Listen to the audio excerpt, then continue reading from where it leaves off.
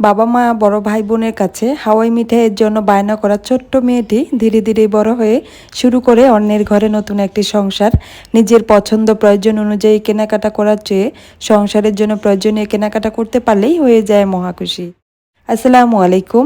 Bangladeshi blogger নার্গিস&R চ্যানেলে আপনাদের সবাইকে নতুন আরেকটি ডেইলি লাইফস্টাইল ব্লগ দেখার জন্য স্বাগত জানাই। আশা করছি সকলেই ভালো আছেন।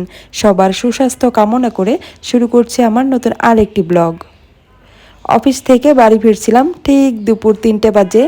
এত রোদ, সেখানেও যখন দেখছি যে শান্ত পুকুরের জলে হাঁসগুলো একটু খেলা করছে, তো ছাতাটা একটু ওপেন করে দাঁড়িয়েছিলাম আর তাদের একটু দেখছিলাম, তো বেশ ভালো লাগছিল। তো সেটাই ক্যামেরা বন্দি করে ফেলেছি।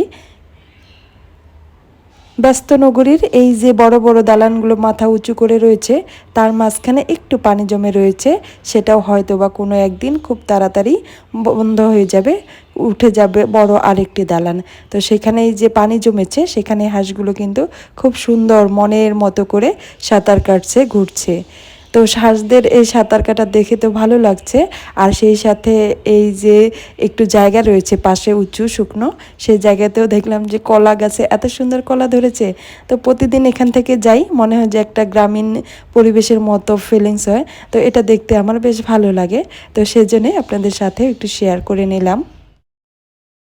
আমি যেহেতু লম্বা একটা সময় পর প্রায় 10-12 দিন পর পর একটা ভিডিও আপলোড করি, আর ইউটিউবে কেন ভিডিও আপলোড করি আমি কিন্তু এটা অলরেডি বলেছি, যে যখন মনের খুব ভালো লাগা সময় কাজ করে তখনই ভিডিও করে সেটাকে এডিটিং করে আপনাদের সামনে প্রেজেন্ট করি। আর এটা কিন্তু আমি মনের আনন্দে করে থাকি। আর যদি এটাকে রেগুলার করতাম তাহলে হয়তো রেগুলার ভিডিও আপলোড করতে পারতাম। কিন্তু তারপরেও আপনারা যারা আমার ভিডিওগুলো নিয়মিত দেখেন, আপনাদের কাছে আমি সত্যিই অনেক কৃতজ্ঞ। আপনাদের সবাইকে অসংখ্য ধন্যবাদ। ভিডিওর এ পর্যায়ে ছোট্ট একটা রিকোয়েস্ট করে নিচ্ছি, আপনারা যদি ভিডিওটি দেখে থাকেন এখন পর্যন্ত, প্লিজ ভিডিওটিতে একটি লাইক দিবেন। আপনাদের একটি লাইকই এই ভিডিওটা আরও বেশ কয়েকজনকে দেখার সুযোগ করে দিবে। আমার এই ছোট্ট পরিবারের আরও হয়তো সদস্য সংখ্যা বাড়তে পারে। এখন বাসার খুব কাছাকাছি চলে এসেছে। তো এখানে এসেও দেখছি মজার একটা কাণ্ড। মামার এখানে হাওয়াই মিঠাই বানানো শুরু করেছেন, অনেক দিন পর দেখলাম, তো বেশ ভালো লাগছে। আর এদিকে আরাফাত কিন্তু জানালা দিয়ে আমাকে অলরেডি নক দিয়েছে, আপু বলে ডেকে। তো বুঝতে পারলাম ও হয়তো বা হাওয়াই মিঠাই খেতে চাচ্ছে। তো এখানে দাঁড়িয়ে থেকে মামার হাওয়াই মিঠাই বানানো দেখছি, আর ভাবছি ওর জন্য একটা নিয়ে যাই। হাওয়া মিঠাইগুলো বানানো দেখলে মনে হয় কি, যে একসাথে অনেকগুলো শিশির বিন্দু পড়ে একটা মাকড়সার জালের মতো তৈরি করছে ঘাসের উপরে, আর মামা সেটাকে লাঠি দিয়ে জড়িয়ে নিয়ে প্যাকেটে বন্দি করে সবার কাছে বিক্রি করছে। দেখতে কিন্তু বেশ ভালো লাগছে। খুব মনে পড়ে না, কে বলুন তো, আমি আপনি আমরা সবাই করলেই হয়তো বা বাবা মা বড় ভাই বোনের কাছে এই হাওয়াই মিঠাই খাওয়ার জন্য কত বায়না করেছি। তো এখন এটা মনে পড়লে কিন্তু যতটা ভালো লাগে ততটা কষ্টও লাগে, তবে ভালো লাগাটাই বেশি কাজ করে। খুব মনে পড়ে সেই সব শৈশবের সোনালি দিনগুলো। তো এই তো এখন আমি একটা হাওয়াই মিঠাই নিয়ে যাব।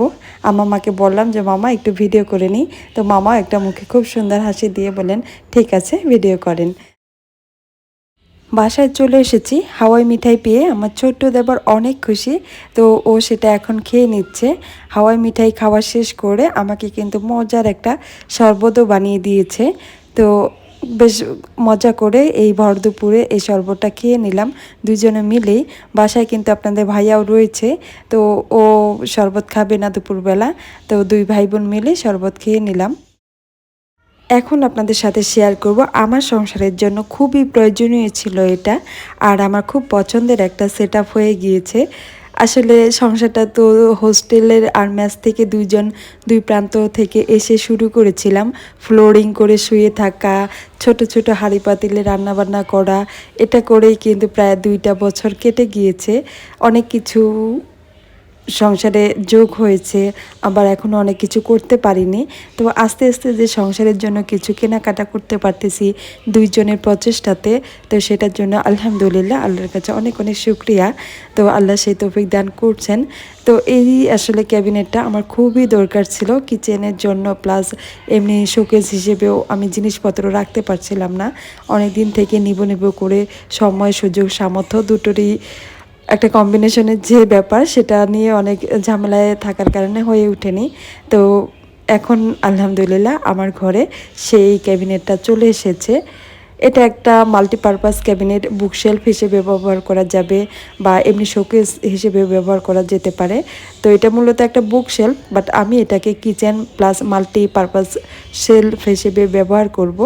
এক সাইডে কিচেনের কিছু জিনিস মানে শুকনো আইটেম রাখবো, আর উপরে তাকগুলোতে আমি শোকেস হিসেবে ব্যবহার করব। তো আপাতত আমি এটা এভাবেই ব্যবহার করব। খুব ভালো লাগছে অফিস থেকে এসে এই সুন্দর জিনিসটাকে সেট আপ করা দেখে। আপনাদের ভাইয়া অলরেডি আমাকে সেট আপের পরে হোয়াটসঅ্যাপে এটা পিকচার পাঠিয়েছিল, তারপর অফিসে দেখেছি পিকচারটা, আর এসে দেখে তো অনেক বেশি খুশি লাগছে। তো আপনাদের ভাইয়া সবসময় চেষ্টা করে সংসারের জন্য যেটা দরকার সেটা আমাকে কিনে দেওয়ার। তারপর হয় না, সংসার শুরুটা কিন্তু একরকম, আবার বাবা মা সংসার শুরু করিয়ে দেন সেটা একরকম, আর আমরা দুইজনই কিন্তু সংসার শুরু করেছি। ও এসেছে ম্যাচ থেকে, আমি হোস্টেল থেকে। তো এভাবেই আমাদের সংসারটা শুরু হয়েছিল, আর আস্তে আস্তে আল্লাহর রহমতে দুইজনের চেষ্টা, দুইজনের ইনকামের যে টাকা সেটা দিয়েই কিন্তু আমরা সংসারের জিনিসগুলো কিনতেছি। তো বেশ ভালোই লাগছে। বিয়ের পরেও হোস্টেলে যেহেতু থেকেছি, তো সিঙ্গেল লাইফস্টাইলের মতোই লাইফ লিড করেছি। তারপর যখন সংসার শুরু করলাম, তখন কেন জানি আস্তে আস্তে নিজের পছন্দের শাড়ি, গয়না বা থ্রি পিস কেনাটা ধীরে ধীরে কেন জানি কমে যাচ্ছে। কিনি না সেটা না, বাট কিনি, তার মধ্যে একটা লিমিটেশন বা ডিমান্ডিং কম চলে এসেছে। আর এখন সংসারের জন্য যদি কিছু কেনাকাটা করতে পারি, খুব বেশি খুশি লাগে, মানে তৃপ্তি আসে। তো মেয়েদের মনে হয় এমনটাই হয়, বিয়ের পরে মেয়েরা নিজের পছন্দ অনুযায়ী শাড়ি গয়না কেনার থেকে সংসারের জন্য প্রয়োজনীয় বা সংসারে কাজে লাগে এমন কোনো কিছু কেনাকাটা করতে পারলেই মহা খুশি হয়। আমি জানি না আমার এই ভিডিওটা আপনি এখন পর্যন্ত কন্টিনিউ করছেন কি না। আপনি যদি ভিডিওটা এখন পর্যন্ত কন্টিনিউ করে থাকেন আর ভিডিওটা আপনার কাছে ভালো লাগে, সেই সাথে আপনি যদি নিত্য নতুন আমার চ্যানেলে আমার লাইফস্টাইল দেখতে চান, চাইলে আপনি আমার চ্যানেলটিকে সাবস্ক্রাইব করে রাখতে পারেন, যাতে করে নতুন কোনো ভিডিও ছাড়া মাত্রই আপনার কাছে পৌঁছে যায়। সেজন্য কিন্তু পাশে থাকা বেল বাটনের অল অপশনটি প্রেস করে দিতে হবে। আমার এই কিচেন ক্যাবিনেটটা আপনাদের কাছে কেমন লেগেছে তা কিন্তু আপনারা কমেন্টস করে জানাতে পারেন। আপনাদের কমেন্ট সবসময়ই আমারও বেশ ভালো লাগে, নতুন করে আমি অনুপ্রেরণা পাই নতুন আরেকটা ভিডিও তৈরি করতে। আমার কাছে কিন্তু আমার এই ক্যাবিনেটটা বেশ ভালো লেগেছে।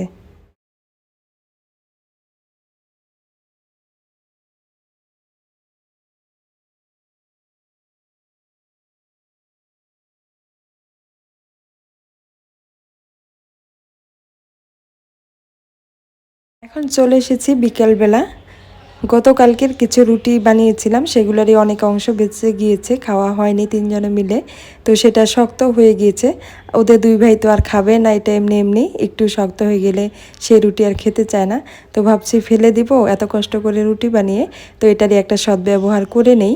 তো দুধ গরম করে দুধ আর চিনির সাথে রুটিগুলোকে ভিজিয়ে দিব, তো তিনজনের বিকালে নাস্তাও হয়ে যাবে।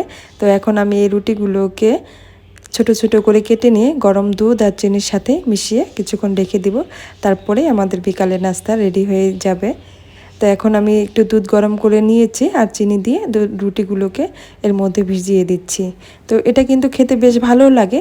সেই সাথে কিন্তু এভাবে রুটি যদি বেঁচে যায়, আপনারা চাইলে এভাবে বিকালের নাস্তা বা রুটিগুলোকে খেয়ে নিতে পারেন নষ্ট না করে।